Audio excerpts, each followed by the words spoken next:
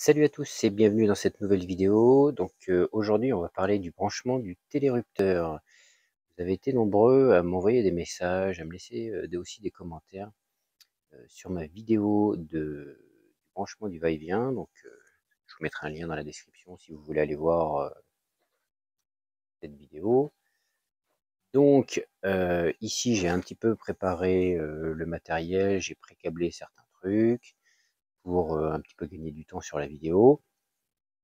J'ai encore une fois mis une boîte de dérivation qui reflète un peu plus le branchement dans une maison, parce que si je vous avais branché ça dans la boîte, eh bien c'est peut-être moins parlant pour certains qui ont du mal un petit peu avec l'électricité. Bon, je vous ai pas dessiné le schéma, mais bon, c'est assez simple et les schémas se trouvent largement sur internet. Donc j'avais un télérupteur, voici donc un télérupteur. C'est quoi? C'est en quelque sorte ni plus ni moins qu'un relais. Pour faire fonctionner un télérupteur, il faut des boutons poussoirs. Donc j'avais pas de bouton poussoir de maison, donc j'ai pris un bouton poussoir industriel, mais c'est la même chose. Un bouton poussoir, ça a 2 bornes. Donc ça fonctionne, comme je disais, sur le principe d'un relais, c'est-à-dire que à l'impulsion sur un poussoir, ça va allumer l'ampoule. À l'impulsion de nouveau sur un poussoir, ça va l'éteindre. Donc on peut brancher en parallèle pas mal de boutons poussoirs. Là j'en avais qu'un, mais je vais vous expliquer pendant le branchement. Si vous en avez plusieurs, vous allez voir, c'est comme le va-et-vient, c'est très simple. Et donc on vient installer un télérupteur lorsque on veut plus que 2 boutons pour piloter un éclairage. Alors on peut faire des va-et-vient à 3 boutons, il faut un va-et-vient particulier. Si ça vous intéresse, je pourrais vous faire une vidéo là-dessus, mais je n'ai pas ce bouton particulier.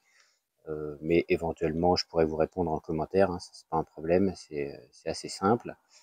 Et donc, dès l'instant qu'on veut 4-5 boutons pour alimenter et piloter une ampoule, eh bien, on vient mettre un télérupteur avec des boutons poussoirs. Sur le télérupteur, donc, il y a 2 bornes A1, A2 et une borne 1 et 2. Donc, si vous n'êtes pas du tout familier avec un relais, par exemple, les bornes A1 et A2, c'est ce qui va piloter, alors je ne sais pas si on va le voir, voilà, la bobine qui se trouve à l'intérieur. Ça fonctionne sur le principe d'un électroaimant. On alimente une bobine, clac, ça enclenche, on réappuie, clac, ça déclenche. Et donc 1 et 2, comme on le voit ici, c'est en quelque sorte l'interrupteur qui va ensuite piloter l'ampoule. Donc même si ces informations ne vous intéressent pas, c'est pas grave, on va voir ensuite comment brancher toutes ces bornes. Donc ici, sur ce modèle-ci, A1, A2, et ensuite on a 1 et 2 qui se trouvent ici. Donc pour le branchement, c'est relativement simple, mais il y a quelque chose, quelques trucs à savoir. Donc je vais essayer de me mettre sur le côté pour vous montrer. Donc j'ai préparé ici un gros disjoncteur pour bien faire la différence entre le disjoncteur et le télérupteur, un bouton poussoir et une ampoule. Et puis donc j'ai pré-câblé, comme vous pouvez le voir, mais j'ai rien branché dedans. Donc j'ai prévu quelques wagos pour faire la connexion, une boîte de dérivation, etc. Donc, qu'est-ce qu'il faut faire? Alors je vous dis c'est assez simple, mais peut-être pas pour la majorité des gens. Donc là, j'ai tiré une phase et un neutre dans ma boîte de dérivation, phase en rouge, neutre en bleu. Je vais enlever ça. Mes boutons poussoirs, donc un rouge et ici une couleur intermédiaire, donc ici j'ai pris du orange, mais vous pouvez utiliser du violet. Le but c'est que chaque bouton poussoir, vous ayez un rouge et une autre couleur. Une autre couleur, j'entends une autre couleur que le rouge, le bleu ou le vert jaune. Sur l'ampoule, j'ai connecté donc un neutre en bleu et on va dire une phase en marron, donc une autre couleur que celle utilisée pour les boutons. Ainsi, on peut se repérer plus facilement quand on vient ouvrir une boîte de dérivation, un poussoir, une ampoule, on sait qui et quoi. La borne 1, il faut l'alimenter directement par la phase. Donc en général, le télérupteur se trouve dans le tableau modulaire, pas très loin du disjoncteur. Donc ici, je vais prendre un tout petit bout de fil pour relier ma sortie de disjoncteur, la phase, sur la borne 1. Comme vous pouvez le voir, j'ai relié également une phase. J'ai envoyé une phase dans la boîte. Vous allez comprendre ensuite pourquoi. Donc, ma phase sur la borne 1. C'est ce qui viendra donc ensuite alimenter mon ampoule. Ensuite, il me faut alimenter la borne A1 ou A2. Il n'y a pas vraiment d'importance. Nous sommes en courant alternatif. Enfin, alimenter, non, faire le retour en neutre de la borne A1 ou de la borne A2. Il n'y a pas d'importance. Il faut faire le retour avec le neutre. Et j'ai également envoyé un neutre ici pour avoir un neutre sur l'ampoule. Donc ça, je le relie. Donc, ici, pour faire plus simple, désolé si vous entendez le bruit des voitures, je le relie sur ma borne A1. On fera un petit récap après. Donc ça, on le fait généralement au niveau du tableau directement. C'est beaucoup plus simple. Et on envoie une ligne phase neutre. Et bien sûr, ici, j'ai pas sorti la terre, mais bien évidemment, barrette de terre du tableau modulaire dans la boîte. Et à l'ampoule, on a également une terre qu'on vient relier ensemble. C'est assez classique. Une fois qu'on a fait ça, donc nous sommes dans la boîte de dérivation. Je vais remettre mes fils ici. Donc première chose à faire, rappelez-vous pour le va-et-vient, on branchait les couleurs ensemble. Donc ici, c'est ce qu'on va faire. Donc ici, on va commencer par la phase. Bien sûr, on fait sauter le disjoncteur. Hein, on ne fait pas ça sous tension. Donc on vient relier les rouges. Donc je vais les mettre comme ça de côté. On va venir relier nos neutres.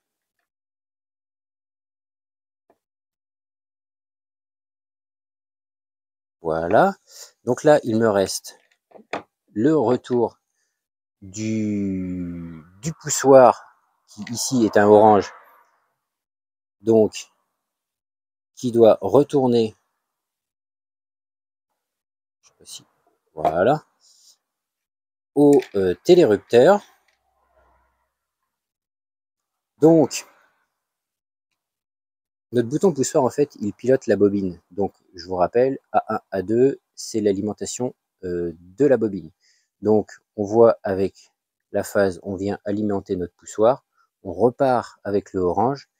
Et donc, on vient alimenter A2. Parce qu'ici, on a fait le neutre sur A1. Donc, ces deux-là, ces deux bandes peuvent être inversées. Hein. On peut très bien mettre le neutre sur A2 et le retour des poussoirs sur A1. Il n'y a aucune espèce d'importance.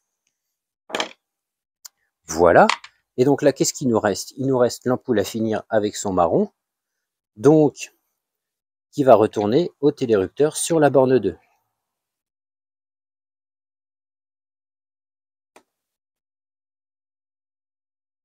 Voilà.